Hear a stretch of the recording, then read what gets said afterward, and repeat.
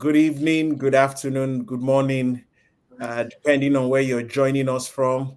This is the African Governance Institute for Development, and we're having our second um, edition or the first edition, I beg your pardon, for the month of September.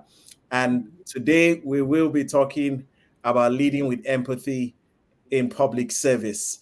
And I'm really delighted to welcome today a brother, a friend, one that has done so much in the public sector and private sector space, leading heads of industries, consulting, and really showing us how to lead with emotional intelligence, how to lead better, how to champion new and innovative ways to really influence the people we lead and achieve the goals we want. Today, I am joined by no other person than Dr. Abiola Salami. But before I bring him on, I just want to know where we're all joining from.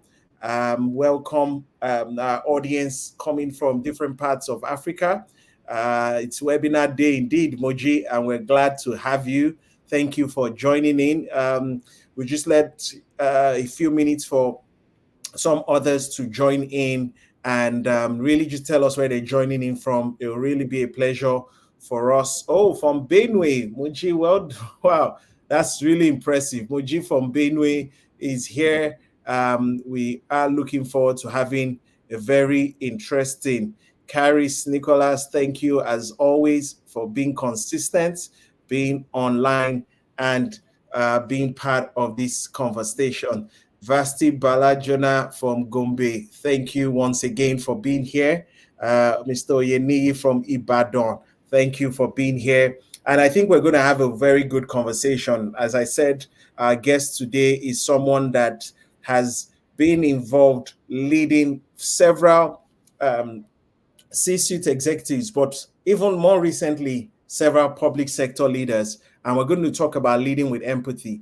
As you are all aware, we have seen across Africa and perhaps across the world that one of the things that differentiates leaders is not just making hard decisions, but how they lead. You know, it's not just what you say, but how you say it. It's just not how you do. It's not just what you do, but how you do things. And today we are going to listen to Dr. Abiola Salami, and I will be bringing him up now. Chisom, welcome once again. Abuja, Emmanuel Nweze, thank you from Lagos. All right, so without further ado, let us all welcome with me our guest, Dr. Abiola Salami. We call him the champ, and I'll let him introduce himself as he knows how to do best, and we'll look forward to having a great conversation today. Over to you. Okay, good evening, good afternoon, good morning, good everything, depending on where you are joining us from today. My name is Abiola Salami. I'm called the world-class performance strategist. For the past 12 years, I've been concerned, deeply involved in helping organizations and their leaders to deliver excellence in the work that they do, to deliver peak performance. And so whether it's in public sector or private sector, it's peak performance. Whether it's about young people or women, it's peak performance. Whether it's about senior leaders or emerging leaders, it's all about peak performance, ensuring that we're not delivering mediocre results, but we are delivering excellence, the height, the peak of it. And it's great to be here. I'm joining my friend and brother to have this conversation this evening and joining every one of you. I've heard that there's someone from Benue, there's someone from Ibadan. You know, wherever you're joining from, it's just great to be here with us. So, good day. Right. Well, thank you once again, Dr. Abiola Salami. I don't even know what to call you these days, but I know one thing for sure: peak performance coach will probably describe you. So let's talk about empathy. What is it? You talk a lot about emotional intelligence. I'm one of your students. I learned from you. But we're talking about empathy. What does that really mean? And why is it important in Mm, leadership? mm. Empathy. A simple way to understand empathy is from a book I read many years ago. It's called Seven Habits of Highly Effective People. In that book, I discovered a phrase that empathy is seeking first to understand before you are understood. Hmm, Empathy, seeking first to understand before you are understood. Meaning that we need to commit to using our ears more than we use our mouth. hmm, And if we really truly want to be successful as a leader, by the way, there's some there's some terms that it's important that we define accurately, so that we all know what we're talking about. Because the moment you mention successful as a leader, generally people are thinking about how much money the person is making. Generally, some people that will be favored by the person's leadership will define the leader's success by the gains that came to them personally. Those who didn't have any personal gain would say the leader has failed. hmm, So when we're talking about being successful as a leader, it's important we put it in perspective. Being successful as a leader is you delivering the result that is expected of you hmm, based on the performance indicators. And I do hope that there are performance indicators for your leadership as you are listening, because in political leadership, people set parameters for themselves, hmm, and because of lack of empathy and there's no accountability, anyone holding them and asking questions, they can use propaganda to describe themselves as being successful or not. So, but real success as a leader is measured by what you have achieved based on what you are meant to achieve. So, for you to really be successful as a leader, whether in public sector or in private sector, it is important to cultivate empathy, to seek first to understand before you are understood. Because no matter how smart you are, no matter whether you've gone to Ivy League schools back to back, even if you have been given the award for the most intelligent person in the world, your intelligence is not sufficient to run your team. So you need the contributions of everybody on the team. And without empathy, without listening to people, not just hearing, listening. Listening involves paying attention. Listening involves hearing what is said and what is not said. Without having that capacity to empathize, the leader's performance will be greatly negatively impacted. hmm. Hmm. That's interesting.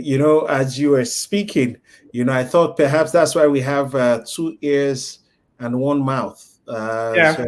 So we Yeah. listen more, and that is a key way to be able to be empathetic. Although that also presupposes that the listening really does make the person act on what he has heard. Because some people will say, but our leaders are listening. Leaders across Africa, they are listening, but they are not doing anything. They're still not empathetic, even despite the fact they are listening. But I certainly like the way you put it. That if you're going to do anything great, if you're going to do anything worthwhile, you're going to do it with people.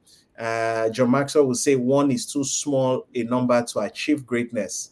And he Yes. also says Yes. teamwork is what makes the dream work. Um, so Yes. now let's look at it. You mentioned it a few times. It's something we're going to need in leadership.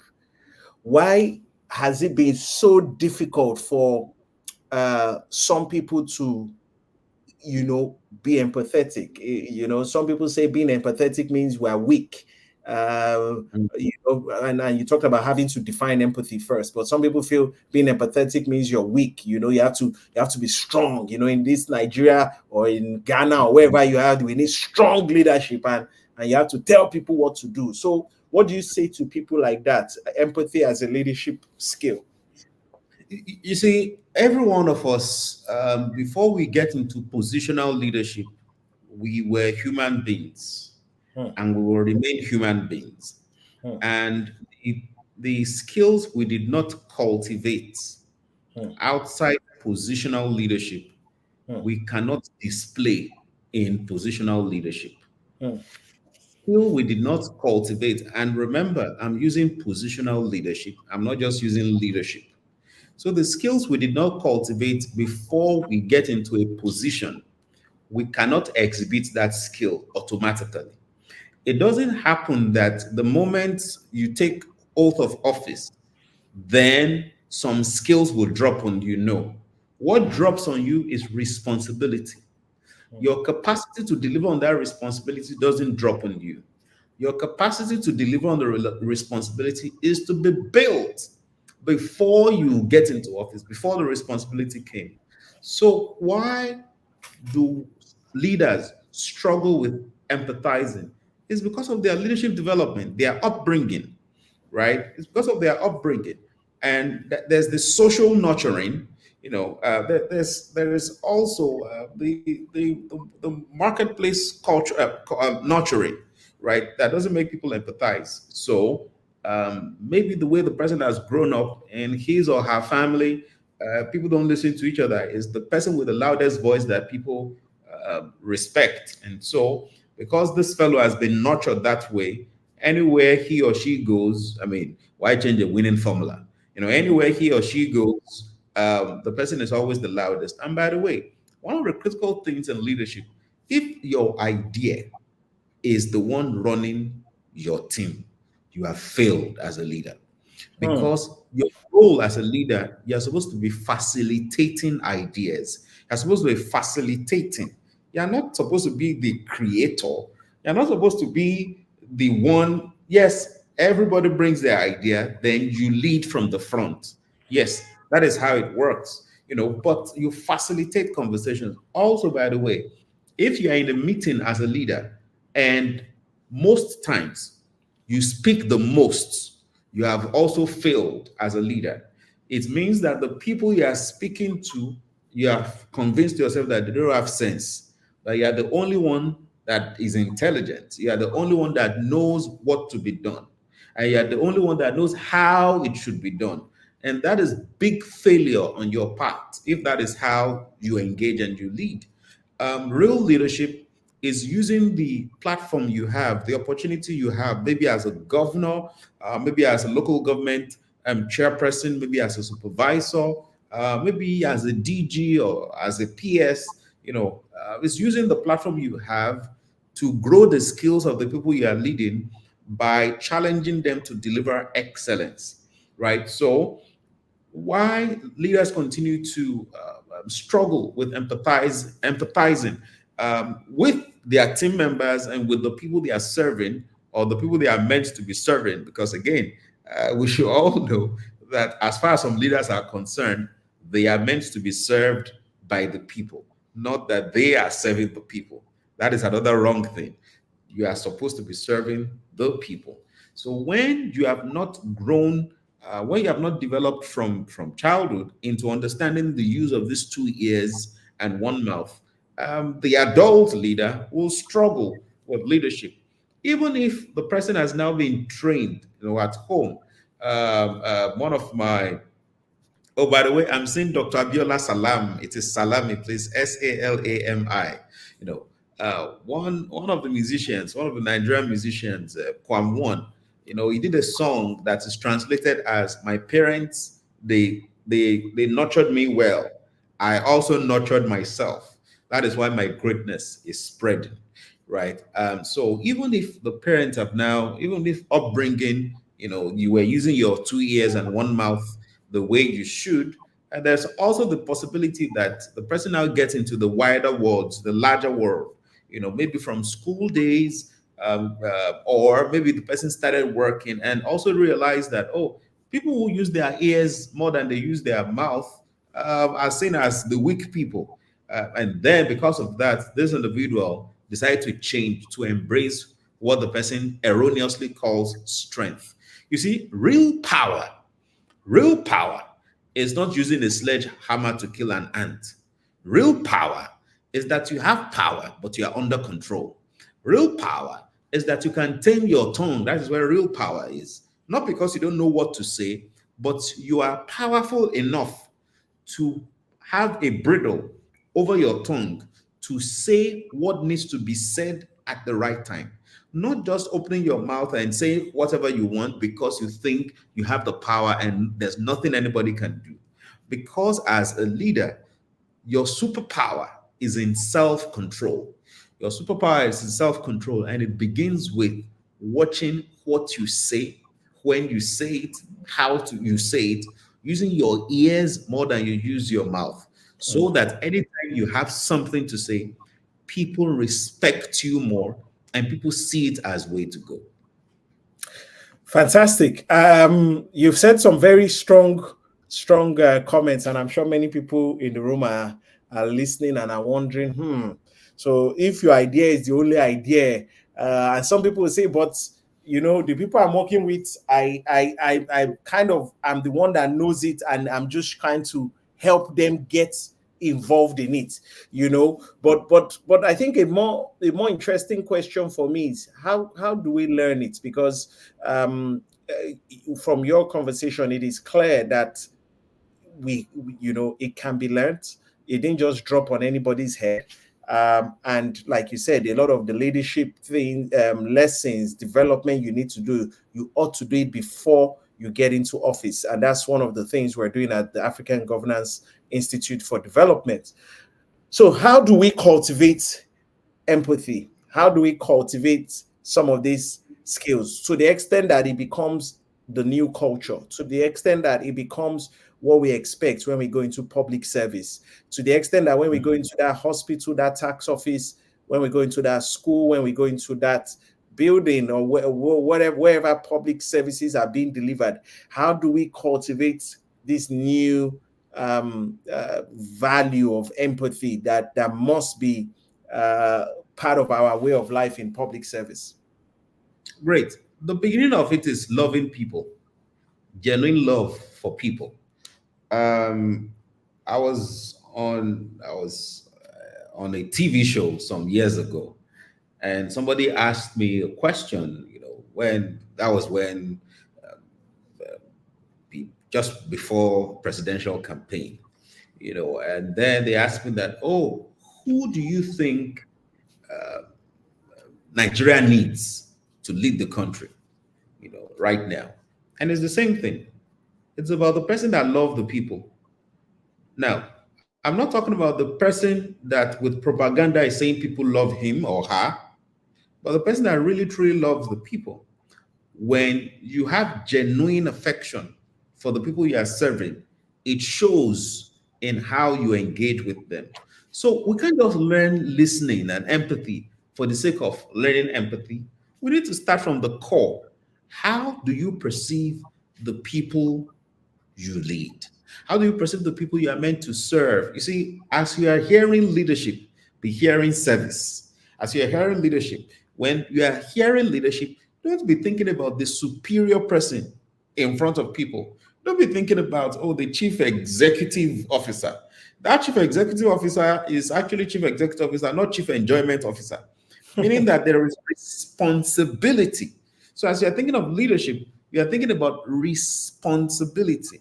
And so we have to be responsible enough to love the people that we serve, the people that are on your team that you are leading to achieve a goal to serve the public. You need to genuinely love the public, right? You need to genuinely love people, not because they are your relatives, but you need to genuinely love. Because you see, if I don't love you, I cannot serve you. If I Mm. don't love you, I cannot serve you. If I'm claiming to serve and I don't love, I'm just doing something else. It's just a means to an end, just to fill my pocket and earn a pay and go. But to truly, genuinely serve people, we have to cultivate that genuine love for people, genuine love and affection that we really care. It is said that people don't care how much you know until they know how much you care.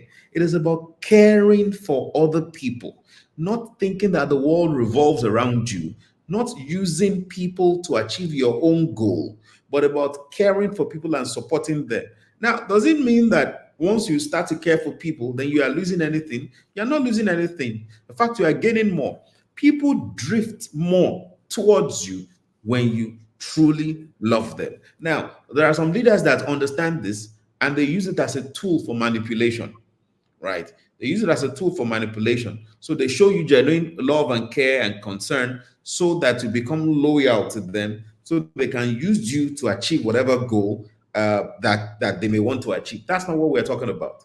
We're talking about real empathy, caring for people, not as a means to an end, but as a means to helping them to get better. So when we begin from that, we can now start to talk about using our ears more than we use our mouth, listening, and not just listening for listening's sake. The proof that you have listened is what you do after the conversation. If you have said to me that you need something and I listen to you, and after listening to you, I just go about my business doing something else, it doesn't show that I've listened. That is not empathy. The proof of listening is what is done after the conversation. So we listen because we genuinely love the people and we are concerned about their growth and development. You see, the real leader, the kind of leader the world needs, is not just the leader that wants to win elections. It's not just the leader that wants to be re-elected in office. It's the leader that is truly, genuinely committed to the development of the people they are serving. Not by using propaganda to say they have served 1,000 people to just give some report and make people think they are working. No, but that tangible growth, evident growth that people are recording under your leadership. That is the real mark. That's a hallmark, of leadership. That's the result, of your leadership. And I think I'll take a pause there. You said so much, Dr. Abiola Salami. In fact, I'm trying to unpack it all because that was a very loaded response you gave. And one of the first things I want to really emphasize is do not take empathy or any of the leadership values as just a skill you want to learn. Yeah. Take it as something you want to become. Yes. When people come to me and say, how do I win elections? How do I win this? How do I get into office? The first question I always ask them is, why do you want to get in? Because we can teach you the skill sets, but more importantly is who is going to enter that office? Who is the person that is going to handle this office? Because who you become is more than what you do. And people can do things just for the sake of gaining favor, for propaganda, for populism, but it's not truly them. But it's important that the empathy that we show is truly who we are. And like you said, people can tell. You said, if I don't love you, I can't serve you. And I was just thinking about that. Like John Maxwell always says, see everybody as a 10. See everybody as a 10. And that means as a 10 over 10. Some people they don't believe anybody. In fact, the starting point is I don't believe you until you make me believe you. And some people almost give you the benefit of that in advance until you prove them wrong. So, so it's more of seeing value in people so that you can add value to them, and you can bring you yourself, it's a valuable experience rather than seeing them as, if you like, tools or things to be used. So you have said a lot, and I think that's very interesting. But I want to ask again, because this is a question that I'm sure is going through the minds of some people. And please, if you have questions, start to drop them in the chat box. In a few minutes, we'll start taking questions from all our audience. You said you, instead of being seen as weak, the opposite side is love people more, love people more, love people more. But I know the average person listening to that is they walk over me. People walk over me in this country. People walk over people that are too nice. People walk over people that show care. People walk over people that are genuinely just gentle people and are good people. So today they walk over them. So you better don't take that.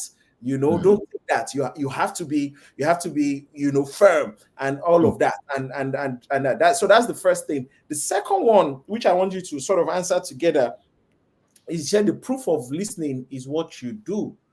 But I also know in the public service, people will say that's policy somersault. We did something, then people talk to us and we listen. But if we change it, people would think we're people would think we're just changing policies, we're somersaulting. So that shows where we don't know what we are doing, or we're weak. And these are the fears that politicians usually have. Even when things are wrong, or have been proven wrong, the thought of what would the public say? It's another policy somersault. So Hmm. what do you have to say to those two questions? Okay, let me start with the first one. Mhm. The thinking that people that are nice, they get walked over. Um, this conversation today is not advocating niceness, it is advocating kindness. You can be kind and firm. Those who are nice are people that are tolerating bad behavior. Let me say it that way. Are tolerating bad behavior. Kindness doesn't mean you tolerate bad behavior. Neither does it mean that you use sledgehammer, to beat people. No, it means that you know how to balance firmness and friendliness. When you love people for their development.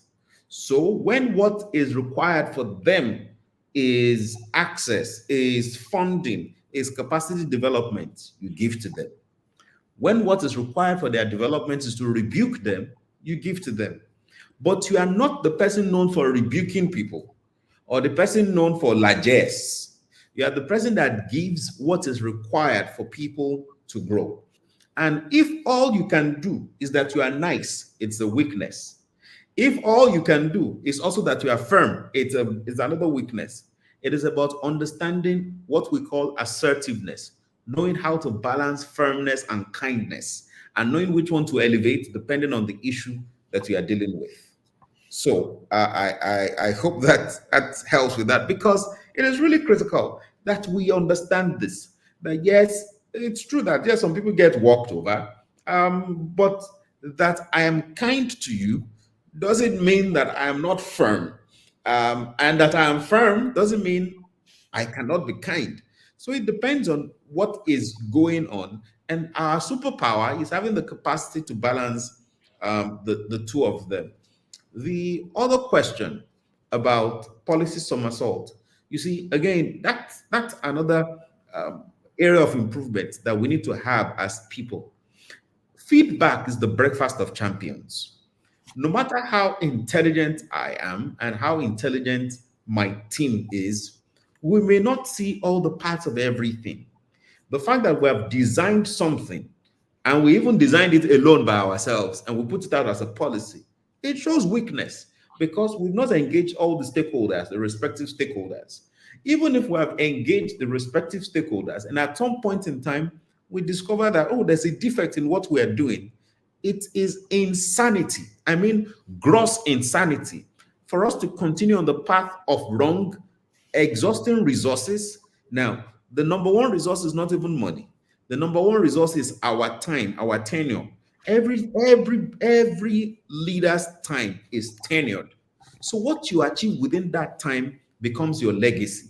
So if I have a 4 year span, for example, and I've deployed something that I see that's not working, it is gross insanity for us to continue on that path because we are thinking about what the public would say. It is not just insanity, it is also weakness, right? Because part of what makes you strong as a leader is you can come out and say, you know what, I messed up. We got this wrong. But you don't end the conversation as we got it wrong. Then you talk about what you are getting right. Of course, if it is in the democracy, opposition can immediately pick that up and then they use it. That is normal. You would have used it as well, against anybody. But people will respect you. People will respect you. And when they see the results, they will follow you. So it is important for leaders to have courage. You see, it is said that courage is not the absence of fear, but the willingness to persist in spite of that feeling of fear. And when we say courage, we're not talking about this sledgehammer kind of strength. We're talking about the capacity for you to admit. It takes courage to admit when you are wrong. It takes courage. It takes courage to love even when people are not loving you back. It takes courage.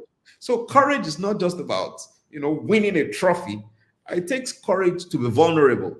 It takes courage to say you want to listen to people that you probably don't have the same pedigree, but because you have a responsibility to serve them, that you have to listen to them. So it is important on this journey of leadership that we understand the place of empathy, that we understand the place of firmness and kindness, that we understand that when what you want to do is to be nice to people, you actually don't love them, because those who really truly love the people they are serving, they know how to dispense kindness when that is what is required, and they know how to dispense firmness when that is what is required. Excellently said, Dr. Salami. I can see the claps and everything being said in the comments. Really appreciating the comments you've dropped today, and particularly I want to emphasize the leading with different, coming to the leadership table with different parts, if you like, different leadership styles. One of the things I know is that some leaders only lead with one style, and it boxes them, because sometimes you have to lead as a dominant person. Sometimes what people need is to hear, this is where we are going. They just need somebody to lead. And sometimes what people need is that consensus. And as a leader, you must know when you should lead, if you like a sovereign, like a king, and you must know when to lead as a facilitator, as one that is building consensus. And I think that's really profound, the way you brought that up, that you must lead per time with the different leadership styles that are at your disposal. So it's almost like, which one should I use today? Should I use this tool, or should I use this tool? But a leader must have all the tools at his disposal and not keep showing up with just one tool Yes. every time, because that is limiting in itself, and you won't be able to get that. I also love the fact that you were able to put courage into the mix, and that's a different conversation. But understanding that empathy, it requires courage, it requires being firm too, it requires being kind, and not necessarily just being nice and everybody walks over you, as has been said. Now,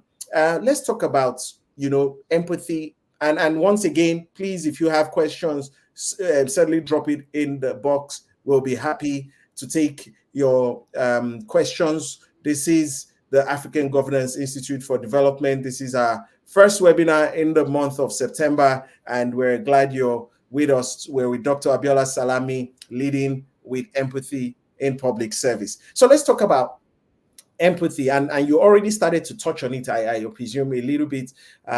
Empathy in the policy formulation, in the way we make decisions as governments, in the way we make decisions as people that are there to serve the people. What should it look like?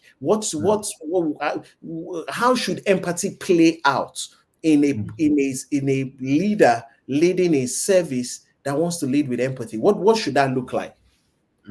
Okay. So you see, culturally, Mm, and this is from observation, mm, culturally, around the continent.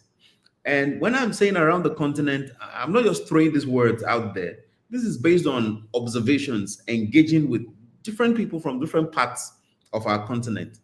It appears that our natural style of leadership is autocratic.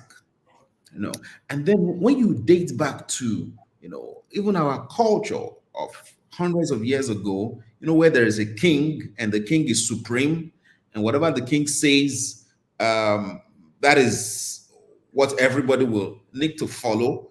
That's not a military era. Into military era, and even into what we call democracy, we can see the different parts that shows autocracy, even when it is meant to be democracy. And you see this all around the continent. Now, I said that to underscore why the policies that now come out of such administrations lacks empathy, because many times leaders have a feeling of supremacy, And because of their nurturing, their social nurturing, they have this feeling of supremacy. So put a few people in a room somewhere, a few people that will feel, some of them will feel privileged to be called to be in that room. Put them in a room somewhere, tell them to think about something, and they should come with a solution. And many times, these solutions are designed with the exception of the people that need the solution. Mm, And when you want to give me a gift and you don't consider what is of value to me, the gift you are giving to me is not for myself, it's actually for yourself to prove a point. mm, Because if you really want to solve my problem, you will seek to understand me. I've not seen anywhere that you go to a clinic and you're not feeling fine. And then you get into a clinic and you meet this doctor. And the moment you show up without any symptom on your body, the moment you show up and then the doctor says to prescribes a drug to you, no. If you have that kind of doctor, you have a quack doctor. And in fact, if you have that kind of doctor, you probably won't be alive today. And if you are probably alive today, you must have lost something. Maybe a sight because the person gave you some injection that's not supposed to be. Maybe your speech is now slow, or maybe something must have lost because that's not the way things go. The way things go is when you get there before a prescription, there is always a diagnosis that precedes prescription. When they diagnose and now see what the problem is, then they prescribe a solution. That is what empathy is. In policy formulation, it is important to diagnose the problem. When you are diagnosing the problem, you are not armchairing.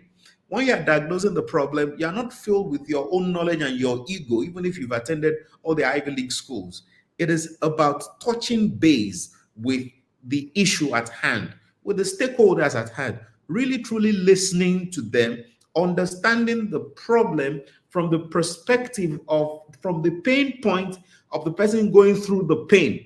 Not mm, because your grandmother went through the pain X years ago, or you have a friend that told you something about it X years ago, but you are with the people going through the pain, passing through it, and you are looking through their eyes, you are listening through their ears, you are feeling them, how the pain is touching them. Not your opinion, not what you think, but how exactly it is. And that's the place of empathy, that you are really truly listening, to them. The other day we had this project, and it was a bank that called us in to solve to help them solve a problem, and it was a culture issue, right? And we got in. When we got in, all we were doing was listening. We deployed a number of tools. The reason we deployed those tools is to listen. We listen and listen to the extent that when we came up with a solution, people were asking us when we resigned from working in that bank. Do you understand what I just said? mm, mm, mm, They were asking that, oh, so when did you leave this bank? mm, And then I said that no, I never worked here. mm. I said, but you are talking to us about what just happened yesterday. I said, yes, that's my job because I was listening. And you probably don't know I was listening, but I was listening, right? We deployed tools to help us to listen, and we solved the problem. We solved the problem. So to really solve any social problem, if we're really committed to solving the problem, not just interested, many people are interested in doing something, but only a few people are committed to doing it. If we're really committed to solving any social problem, which is what public service is, right? If we are really committed to solving any social problem, it is important for us to know that empathy is our superpower, that we really truly listen, we understand the pain points such that when you bring the solution, it fits the problem and it solves the problem. Not just propaganda, not just people throwing shades, not just people arguing with people's lives, but people really truly solving problems. Hmm. There's a question that's brooding on my inside, and it's just a follow on from what you just said. But before I go to my question again, I want to really unpack some of the things you've said. When you give me a gift that you don't know what I need, it's almost as if I'm playing to my ego. And sometimes we see it in the political class. Mm-hmm. sharing things that people don't need, or giving people things they think they need. Mm. But this is my question, Dr. Abiola, is there is a saying that a good leader will take people to where they want to go. A great leader will take them to where they ought to go. So sometimes what that means is sometimes the people don't even know where they need to go. But because you are the leader, you have seen farther and you have seen faster. And and I'll give you a certain example. When I was in the House of Assembly, one of the things I wanted to do, I wanted to make my constituents digital. I Okay. felt we are living in a global world. We have to be digital. This world where it's an information age. You can serve somebody in Singapore from Fidelity. You can serve somebody in America from Awe. I Mm-hmm. wanted that, but I also saw that some of the people felt just give us barbing kits or just give us things that we can use here. Now, I understand that that is limiting. Mm. But which is my point is some people would say, give me what I want. But Mm. the leader sometimes will say, no, no, no, no, no. What you want is not the solution. By reason of the fact that I can see a little bit more, what you need is this. Yes. And how do you help, or how do you uh, put that together? Okay. So that's question one. And then No. you've said a lot of things, and I totally agree with you. From the KBAC mentality, which is our kings, you don't ask questions, to the colonial masters, to the military era. All of this has affected and shaped the way we see leadership. The leader is served. The leader is not the one serving, is the one we all serve. And so we don't ask questions, we just leave them. And that's why at the AGID we're having webinars like this to really help people understand that this is not how things should be, and you have a voice and your voice matters. How do we Mm. integrate this into the new into the culture now? How do we move from knowledge to action, really? So help us with that. I see some questions already coming up. We'll just start taking Okay. them immediately after. Okay. Thank you. Great questions again. So the first question about what people want and what people need. Yes, the people you are serving may not see what you are seeing. It is now the role of the leader to know how to communicate the vision to the people. What many leaders do around here, when they see and the people are not seeing, they implement anyway. It doesn't matter. You are inferior to me, I'm superior. The place I'm sitting, I can see. You cannot see. They We'll catch implement up. We'll anyway. catch up with it later. Yes. Mm. And the downside of that is you won't find the energy of the people really supporting that. And the people will assume that you are working against them. Of course, you have a good intention, but good intention doesn't always deliver the results. Mm. So, which is why it's important for the leader, to develop. Maybe this is another conversation for another day. What I call the magic of productive communication. That's my new book coming out, by That's the way. right. Yeah. The leader to understand how to productively engage people to make them see it. You see, many times when people don't see what we are saying, it is not because they don't want to see it. It is not because they are proving difficult. It is just because you are not speaking to value to them. In your example, the people that were asking for barbing kits, what they are looking for is actually not barbing kits. What do they need the barbing kits for? It is so that they earn an income to fend for their family. Mm. So the barbing kit was a means to an end. Mm. Now, if we only wait to be talking about that means, Mm. then we'll waste time. We may even lose them.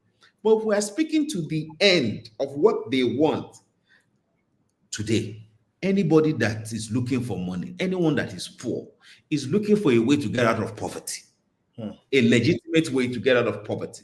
Mm. Not that they are they are cemented into one particular way of getting it.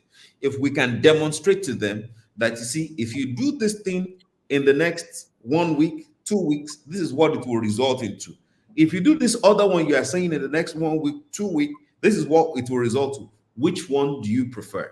Many times when we take the time to communicate based on our understanding with people, even what they were not seeing before, they'll tend to say, and they'll say, "Oh, now I know. Now I see it." So that is critical. That is very important. The other part of the question: how do we now integrate empathy into our culture? Culture is aggregate behavior, the behavior of a group of people. The way to transform culture is to have a few champions who are acting right, who are doing it well. Now, they are acting right not just because they are preachers of it, they are doing it consistently and they are getting results from it. Many times, the reason people continue to do what they do, it is said that insanity is doing the same thing over and over again and expecting a different result. The reason people will continue to do what they do is because they've not seen that there is a better way to do it that gives better results. The more we mainstream the right values, the more we mainstream the importance of listening, the more we use every platform we have to project and communicate these things, the better for us. The less we put the words out there about coercion, about struggles, about fights, about those things that people have gone through, and they continue to see that we reinforce these wrong things for them, the less impact our efforts would have. So we need to continue to shine the light on the right things. We need to continue to shine the light on the importance of listening and empathizing. We need to shine the light on what really leadership should be. While we may not, none of us on this call may today have the seat of presidency or the seat of governor today, in where we are right now, in what you do right now, in your responsibility right now, with your parents right now, with your siblings, with your spouse right now, are you showing empathy? Because when you get to office tomorrow, you won't automatically now have some skills conferred on you. No, it is who you have been that will come out. It's just that the spotlight will now be on you. And then some of the things the world was not seeing before, like just a few people were going through it, many more people will start to see it. So every one of us will begin from where we are. Excellent. So on this note, I want to start taking questions from the audience. If you just help bring up the questions, Dr. Salami, you just read them as they come up, and please, the floor is yours. Okay, I like this question. Muji, hi, how are you? How do you maintain balance as a female? Because I try being empathetic and people dismiss it as being a woman. Hmm. The first thing is for yourself, not for them.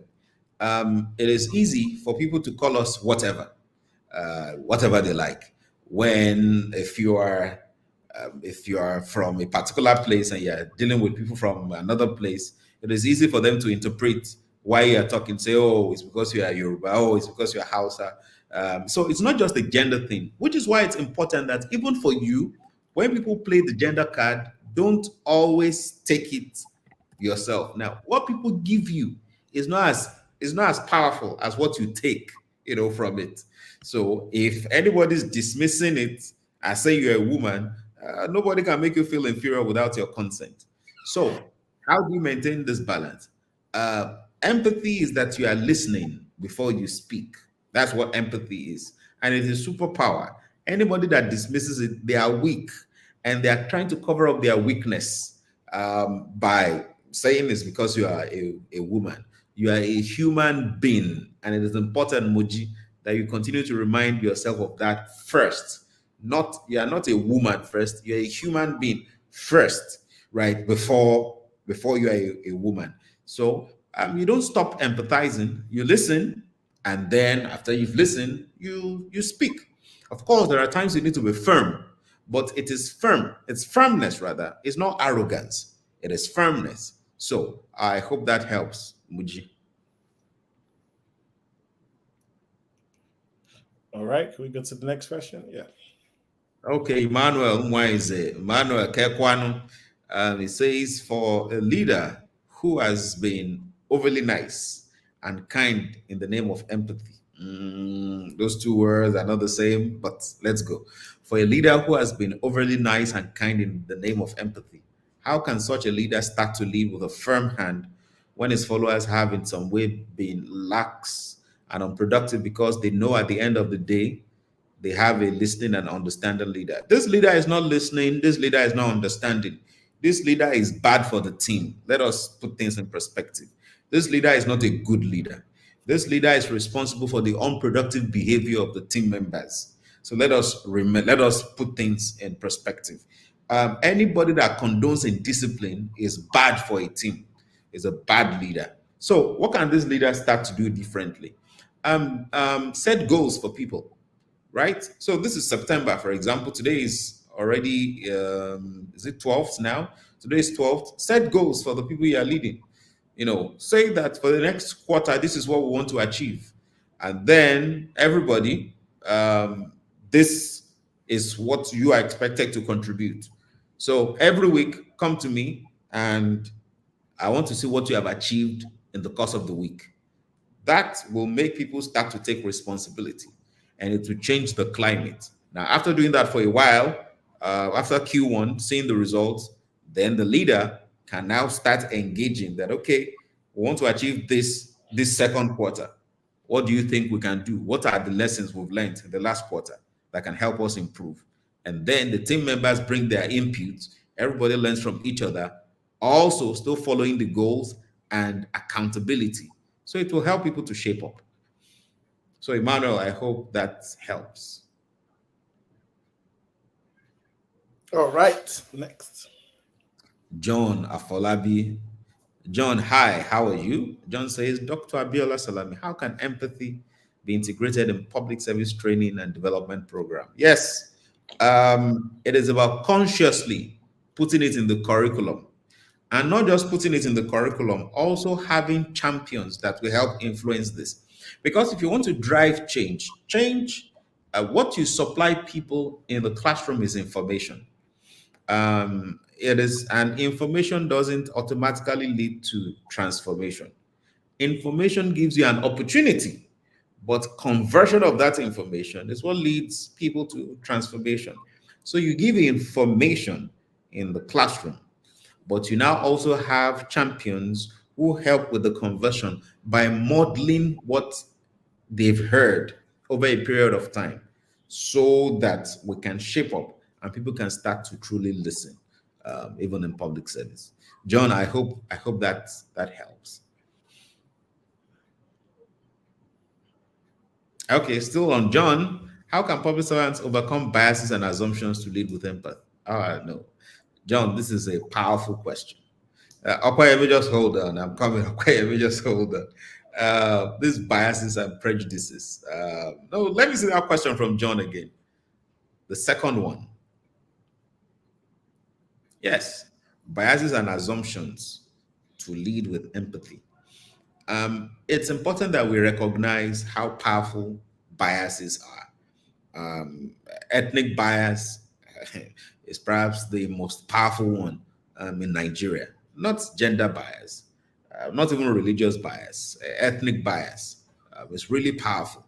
And another one that is creeping in that we're not really paying attention to, we're catching fun with it, but we don't know it's a bias, is generational bias. And the moment, because you are Gen Z, you say, oh, I'm Gen Z, these people are old people. Or the other side of the coin, the people are saying, what's always wrong with these Gen Z people? By the way, Gen Z, Gen A is around the corner knocking. And what Gen Z did to millennial, Gen A will do more. Anyway, yes, Gen A will do more to Gen Z, and we'll be here to laugh about it. But it is important for us to know these biases. Biases are powerful. And the way to help people to unlearn their bias is to consistently show superior example, that it is not everybody from the north, for example, that is, it is not everybody that is Igbo, that is, it is not everybody that's Yoruba, that is, that we consistently show the right model, that is how we can help. Because some of these people, they've seen this, tasted it, touched it over a sustained period of time, and they saw that they couldn't do anything about it to change it, and they accept it as that is the way to go. So it's about consistently, and you see, it's the challenge for all of us on this call, that we now need to be the examples. We need to be those examples, not just as speakers and preachers, but that we are doing it not once in a while, not when it's convenient, that we are doing it consistently. And let me give you an example on this. And this example is not on empathy, but I want to share this example to underscore how powerful being an example, um, being a model of something is. So I'd gotten this job, my first job ever, a few months after my NYSC, and I was deployed to Port Harcourt. That's where the company was, and about a week into doing the work, the person I was reporting to, the organization gave us some funds that we should extend to some stakeholders that helped us to have a peaceful stay in the community. And on our way to the community, my boss said to me that she thinks we should share the money, which is we should take some part of that money and then just give the other part to the stakeholders. Now it would have been a smooth deal because nobody was to sign for any amounts that was received, and so, and by the way, also as at that time, I needed a lot of money. Of course, I still need a lot of money today. I'm saying as at that time, I needed a lot of money. I had four children I didn't give birth to that were in school. I mean, my siblings, and I didn't even have a house of myself. I was staying in Port Harcourt. I was sleeping on the floor somewhere in some building somewhere. So any money that came in could have been great. But I chose differently. I did not share the money with my boss. When she shared the idea with me, I was of the opinion that we should give it to those who were meant to give it to. Of course, that had a consequence. I lost my job the next working day because my boss, I don't know whatever she went to say to management so that she could at least protect herself. So I lost the job. Fast forward to some months later, I got another job that was paying almost times five of the job I just lost. Also, some months down the line after that one, I got another job that was really a great one. And where I'm going is that in this new job that was now in banking, there was something that happened. And it was supposed to be like a fraud. And when somebody received the notification and saw my name on it, the fellow said that if Abiola Salami's name is on this transaction, then we have to pay more attention to it because this customer's claim is false. Abiola will never do this thing. And till date, I don't know who that individual is. I was just told that somebody took that up. And the reason that person took that up is the person knew the story of how I did not commit a fraud and I lost my job, right? And in many ways, that inspired a lot of other people who were always putting their hands in sharp practice, to maintain integrity, to have integrity. Now I cited that example, not just to make you feel impressed about me, but just to impress upon your heart that when we are examples, we can make the world a better place. It is said that somebody said he wanted to change the world, but he discovered the world was so big. So he attempted, he failed. Then he reduced the scope and reduced the scope, reduced the scope to his country, it failed. Reduced the scope to his town, it failed. Reduced the scope to his street, it failed. Reduced the scope to his family, it failed. Until he realized that if he wants to make a change in the world, he needs to change the man or the woman in the mirror. And when you look at the mirror, who do you see? Yourself. So if we want civil servants to embrace empathy, we should be the first to embrace empathy. So can we see the next question? So profound, so profound. Before we go on, I just want to remind our audience there is a survey in the chat box. Please do well to fill it out. This would help us serve you better at the African Governance Institute for Development. As we have heard, we're a listening organization. and we're operating with empathy. So we need to listen to your thoughts and help you to serve you better. All right, we'll move on to the next question. How do you draw the line between actionable empathy and sympathy? All this way we like to qualify things: actionable empathy and sympathy. For instance, some people think what they need is for you to rub their pain spots and tell them sorry. But what they most certainly need is an action to take immediately before the situation gets worse. How does a leader draw this line? Okay, great. Now, even if I want you to take action, I need to begin by demonstrating that I understand what you are going through. Not just by saying it, but by demonstrating that I understand what you are going through. Now, when it is said that we should consistently commit to touching the heart before asking for a hand, when you touch the heart, the likelihood that when you ask for a hand, you will always get a positive answer increases. So it is not about sympathizing with people, it is about empathy, that you listen, that you truly feel how the person is feeling. That if it's such a terrible situation, and the thing really touches you, you cry with the person. You're not acting, but you cry with the person because this really touches to the core. And after all that is said and done, you take the necessary step. Now, when you are preaching to people to say, go and do this, somebody is hungry, and what you are saying to the person is not how the person will find food now, and you're talking about how the person should be planning for the future. Of course, there's no empathy in that. And sympathy is not a, yeah, you have not eaten today, hey, yeah, sorry. No, empathy right there is find the person food immediately after the meal. Then you can now start to talk about what the person can do not to be hungry tomorrow. I hope that helps. How do one treat with a leader without empathy and kindness? Okay, so Folashade, you don't have control over what someone else is doing or saying. In fact, if you pay attention to them and you observe their history, you may seek to understand why they are like that. But the critical thing for you, Folashade, is to ensure that you don't become like that. Because without intentional action, we become in future what we condemn today. And Folashade, I don't want you to become this thing that you are condemning today. So because of that, you want to embrace empathy yourself to ensure that the leader's misbehavior does not lead to your own misbehavior in future. I hope that helps. Any other question? Okay. Temi Tokpa Omolola.